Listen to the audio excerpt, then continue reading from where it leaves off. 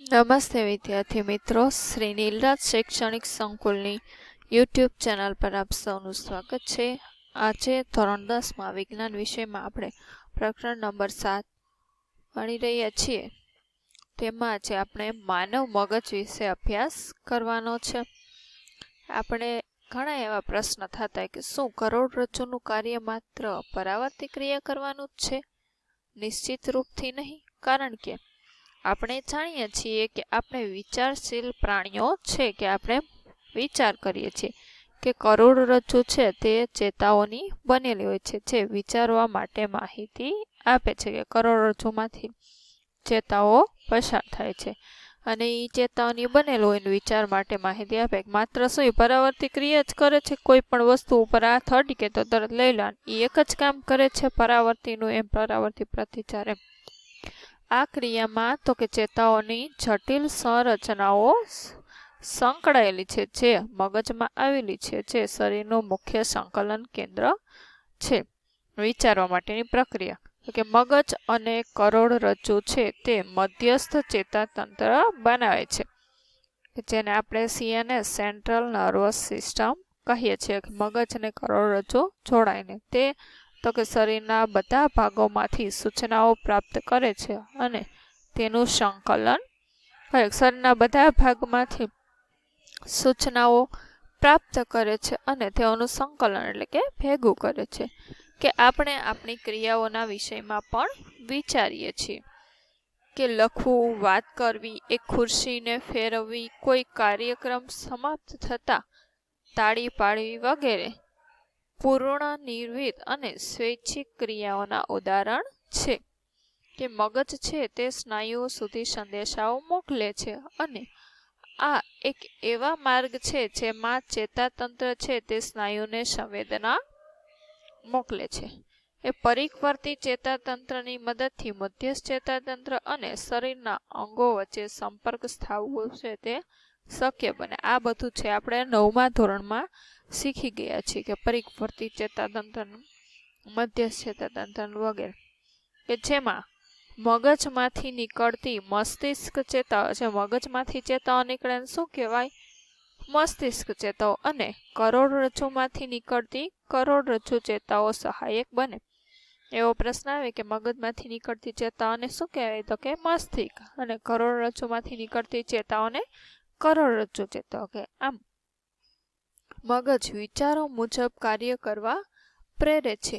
એ જુદી જુદી સંવેદના અને તેના પ્રતિચારોના સંકલનની જટિલ પ્રક્રિયામાં મગજના વિવિધ ભાગો સંકળાયેલા છે. મગજમાં આ મુજબના 3 મુખ્ય ભાગો કે પ્રદેશો છે.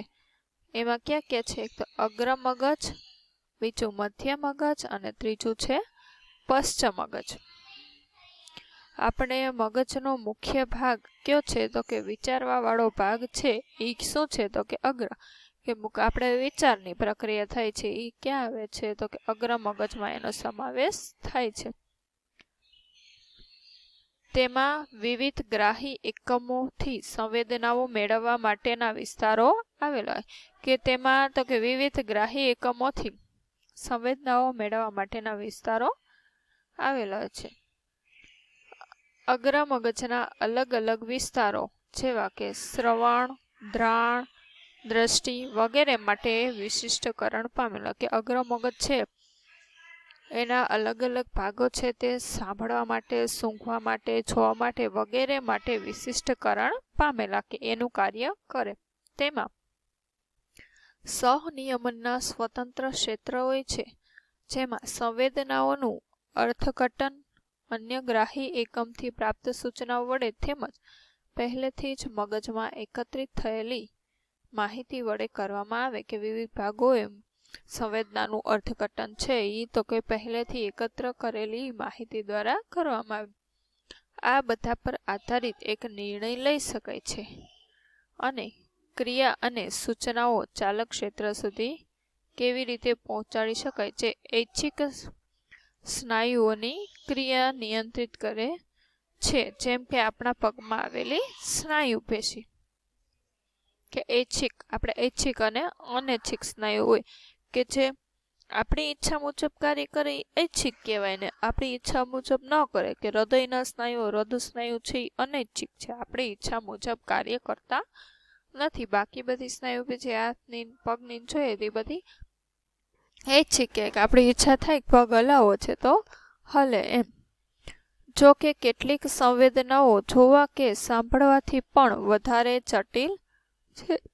એ ઘણી સંવેદનાઓ જોવા સાંભળવા કરતાં પણ વધુ જટિલ હોય. જેમ કે જોઈએ તો આપણને કેવી રીતે ખબર પડી કે આપણે યોગ્ય માત્રામાં ભોજન આરોગી ચૂકીએ છીએ. આવી બધી આપણને કેમ ખ્યાલ આવે કે આપણે યોગ્ય માત્રામાં કે જરૂર પ્રમાણે ભોજન લઈ ચૂક્યા છીએ, કે આપણું પેટ પૂરું ભરેલું છે. આ જાણવા માટે તો કે એક ભૂખ સંબંધિત કેન્દ્ર છે જે અગ્ર મગજમાં એક ભાગ રૂપે છે કે આપણે કેટલું ખાવું જોઈએ, પેટ ભરાયેલું છે. ખાલી એ બધી સંવેદના તો કે સાંભળવા અને બોલવા કરતાં પણ અઘરું કાર્ય છે. એના માટે તો કે એક અલગ ભાગ આવેલો હોય છે અગ્ર મગજમાં.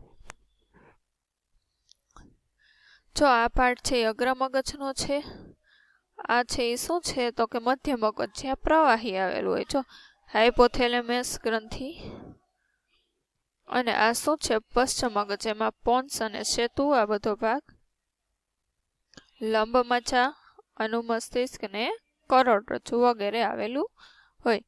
એટલે કે માનવ મગજના નામ નિર્દેશયુક્ત આકૃતિનો અભ્યાસ કરો. આ જો મગજમાં કડીઓ વાળો વિસ્તાર હોય, શું કહેવાય આ ઉપરના ને બૃહદ મસ્તિષ્ક, ઉપરનું મસ્તિષ્ક પેટી, અને આપણે જે ખોપરી કહીએ છીએ તે આ છે મધ્ય મગજનો ભાગ. આપણે જોઈ ગયા વિશેષ ભાગોના કાર્યો એમ. કે આવો પ્રતિચાર શબ્દનો બીજો ઉપયોગ પણ જોઈએ. આપણે કહેતા ને પ્રતિચાર, એનો આપણે બીજો ઉપયોગ પણ જોઈએ, જેની આપણે શરૂઆતમાં ચર્ચા કરી હતી.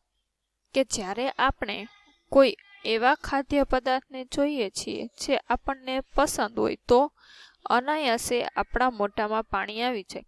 કે આપણને ખૂબ ભાવતું હોય, ઘણી વસ્તુ કહેતા ને કે આ તો એમ કહેતા હોય તમે મારા મોઢામાં પાણી આવી ગયું, કે આપણને ખૂબ ભાવતું હોય. એ શું છે તો કે આપણે વિચારું જોયું ત્યાં આપણા મોઢામાં તો કે એનો પ્રતિચાર આવી ગયો. કે હૃદયના સ્પંદનના વિશે આપણે વિચારતા નથી તો પણ તે કાર્ય થતું જ રહે. કે હૃદયના સ્પંદન એટલે હૃદયના ધબકારા વિશે આપણે કંઈ વિચારતા નથી તો પણ એનું કાર્ય તો ચાલુ જ રહે છે એમ. વાસ્તવમાં તેના વિશે વિચારી કે ઈચ્છા કરીને પણ સરળતાથી આપણે તે ક્રિયાઓ પર નિયંત્રણ કરી શકતા નથી. કે આપણે જો તેના વિશે વિચારીએ, હૃદયના ધબકારા, હમણાં કીધું ને કે હૃદય સ્નાયુ અનૈચ્છિક છે, કે આપણે વિચારીએ તો પણ એના ઉપર આપણું નિયંત્રણ છે નહીં, હૃદયના ધબકારા ઉપર. બાકી શ્વાસને એવું આપણે એકાદ મિનિટને એમ રોકવું હોય તો રોકી શકે, પણ એ ધબકારા ઉપર આપણું નિયંત્રણ છે નહીં. પછી એમ કે શું આપણે શ્વાસ લેવા માટે કે ખોરાક પચાવવા માટે વિચારવું પડે કે યાદ કરવું પડે તો કે ના. આપણે કંઈ શ્વાસ લેવાનું યાદ રાખો ને, મારે શ્વાસ લેવાનો છે, જો હું ભૂલી જઈશ તો ઓક્સિજન ઘટી જશે.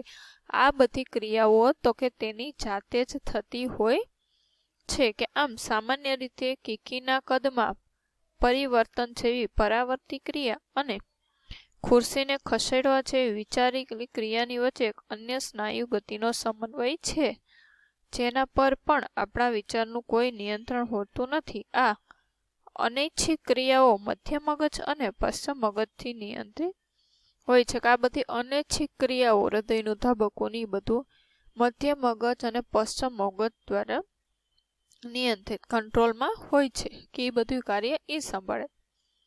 આ બધી અનૈચ્છિક ક્રિયાઓ જેવું કે રુધિરનું દબાણ, લાળ રસનું ઝરવું, ઉલટી થવી પશ્ચિમ મગજમાં આવેલ લંબમજ્જા દ્વારા નિયંત્રિત થાય. આ બધી ક્રિયાઓ જો અનૈચ્છિક શું કામ? કારણ કે આપણી વિચારીએ એ મુજબ વાત થતું નથી. રુધિરનું દબાણ આપણે વિચારીએ તો વધે અને ન વધે ને એવું નથી. આપણા કંટ્રોલમાં હોય તો કોઈ દી આપણને બ્લડ પ્રેશરની બીપી વધઘટ થાય જ નહીં. લાળ રસનું ઝરવું, ઉલટી થવી જો એવું હોય કે આપણું વિચારીએ તો જ, કે આપણી ઈચ્છા મુજબ ઉલટી નથી થતી ને. આ બધા ક્યાં આવેલા હોય છે? આ બધાનું નિયંત્રણ તો કે પશ્ચિમ મગજમાં આવેલી લંબમજ્જા. જો આ પશ્ચિમ મગજનો ભાગ છે અને આ શું છે? લંબમજ્જા, તેના દ્વારા થાય છે. એક સીધી રેખામાં ચાલવું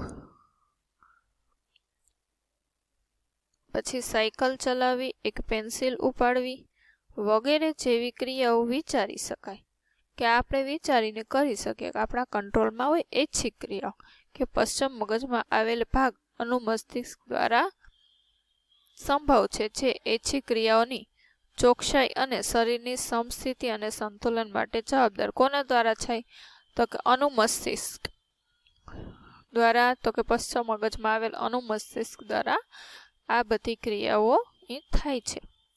ત્યારબાદ છે આ પેશીઓ આપણને કેવી રીતે રક્ષણ છે તે આપે છે. હવે એમ કે કલ્પના કરો જો આપણે આના વિશે વિચારતા નથી ને બધી ઘટનાઓ કામ કરવાનું બંધ કરી દે તો શું થાય તો કે આપણે મૃત્યુ પામે, કઈ ક્રિયાઓ બંધ થઈ જાય. એમ હૃદય ધબકવાનું બંધ થઈ જાય એટલે માણસ મૃત્યુ પામે છે. એ મગજ જેવું નાજુક અંગ જે વિવિધ ક્રિયાઓ માટે ખૂબ જરૂરી છે તેનું સાવચેતીપૂર્વક રક્ષણ પણ થવું જોઈએ. જો મગજમાં થોડી એવી ઈજા થાય તો કે આ થવી ન જોઈએ, કારણ કે સેજ પણ ઈજા થાય, મગજને લોહી પહોંચતું ન હોય તો પણ તો કે શરીરમાં ઘણા બધા પ્રોબ્લેમ આવે. આખા શરીરનું નિયંત્રણ છે એ શેના દ્વારા થાય છે તો કે મગજ દ્વારા થાય છે. કે તેના માટે શરીરનું આયોજન એ પ્રકારનું છે કે મગજ એ અસ્થિઓની બનેલી પેટીમાં એટલા જ માટે આવેલું છે. આ મસ્તિષ્ક પેટીની અંદર પ્રવાહીભૂત ફુગ્ગાની અંદર શું હોય છે મગજ, જે આંચકા સામે આપણને રક્ષણ, કેમ થડકોને એવું થાય તો રક્ષણ આપે. જો તમે તમારો હાથ કમરની મધ્યમાં નીચે લઈ જાઓ તો તમે એક સખત ઉપસેલી સંરચનાનો અનુભવ કરો છો. આને કરોડસ્તંભ કે પૃષ્ઠવંશ કહે છે. કે આપણે 9મા ધોરણમાં પૃષ્ઠવંશી પ્રાણીઓનું અપૃષ્ઠવંશી આવતું ને કે કરોડસ્તંભ કરોડરજ્જુ હોય, કરોડસ્તંભ છે એ કરોડરજ્જુનું રક્ષણ કરે, એમાંથી કરોડરજ્જુ પ્રસાર થાય.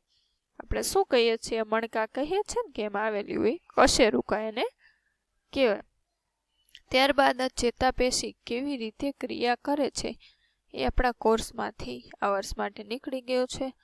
ત્યારબાદ વનસ્પતિઓમાં સંકલન છે આના પછીના લેક્ચરમાં આપણે જોઈશું. તો આજ માટે આપણે આટલું રાખીએ. મનુષ્યનું મગજ કેટલા ભાગોમાં વહેંચાયેલું હોય, અગ્ર, મધ્ય અને પશ્ચ, અને તો કે મસ્તિષ્ક પેટી ખોપરી નામની